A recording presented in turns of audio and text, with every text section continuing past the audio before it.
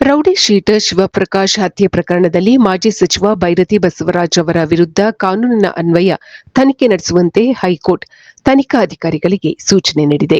July 19 ಅಂದರೆ ಇಂದೇ police ಠಾಣೆಗೆ ಹಾಜರಾಗುವಂತೆ ಬೈರತಿ ಬಸವರಾಜ್ ಅವರಿಗೆ ಹೈಕೋರ್ಟ್ ನಿರ್ದೇಶಿಸಿದೆ. ಪ್ರಕರಣಕ್ಕೆ ಸಂಬಂಧಿಸಿದಂತೆ ನನ್ನ ವಿರುದ್ಧ ಭಾರತೀನಗರ ಪೊಲೀಸ್ ಠಾಣೆಯಲ್ಲಿ ದಾಖಲಾಗಿರುವ ಎಫ್ಐಆರ್ ಅನ್ನು ರದ್ದುಪಡಿಸಬೇಕು ಎಂದು ಕೋರಿ ಬೈರತಿ ಬಸವರಾಜ್ ಕ್ರಿಮಿನಲ್ ಅರ್ಜಿಯನ್ನು ಸಲ್ಲಿಸಿದ್ದರು. ನ್ಯಾಯಮೂರ್ತಿ ಎಸ್ಆರ್ ಕೃಷ್ಣಕುಮಾರ್ ಅವರಿದ್ದ ಏಕಸದಸ್ಯ ನ್ಯಾಯಪೀಠ ಶುಕ್ರವಾರ ಸಂಜೆ ವಿಚಾರಣೆ ನಡೆಸಿತು. ಬಸವರಾಜ್ ವಿಚಾರಣೆಗೆ ಹಾಜರಾದರೆ ಭಾರತೀಯ ನ್ಯಾಯ ಸಂಹಿತೆ 2023ರ ಕಲಂ 345 ಮತ್ತು ಅರ್ನೇಶ್ ಕುಮಾರ್ ಗೋಸ್ವಾಮಿ ಪ್ರಕರಣದಲ್ಲಿ ಸುಪ್ರೀಂ ಕೋರ್ಟ್ ನೀಡಿರುವ ತೀರ್ಪಿನ ಆದೇಶಗಳನ್ನು ಪಾಲಿಸಬೇಕು ಎಂದು ಆದೇಶಿಸಿದ ನ್ಯಾಯಪೀಠ ವಿಚಾರಣೆಯನ್ನು ಇದೇ ತಿಂಗಳ 23ಕ್ಕೆ ಮುಂದೂಡಿದೆ. ಅಲ್ಲದೆ ಸೋಮವಾರದವರೆಗೆ ಬಸವರಾಜ್ ಅವರನ್ನು ಬಂಧಿಸದಂತೆ ಪೊಲೀಸರಿಗೆ ನ್ಯಾಯಪೀಠ ಸೂಚಿಸಿದೆ. ಇದು ಈ ದಿನದ ಸುದ್ದಿಗಳು. ನಿರಂತರ ಸುದ್ದಿಗಳಿಗಾಗಿ ವೀಕ್ಷಿಸುತ್ತಿರಿ ಜೀನಿ ನ್ಯೂಸ್. ನಮಸ್ಕಾರ.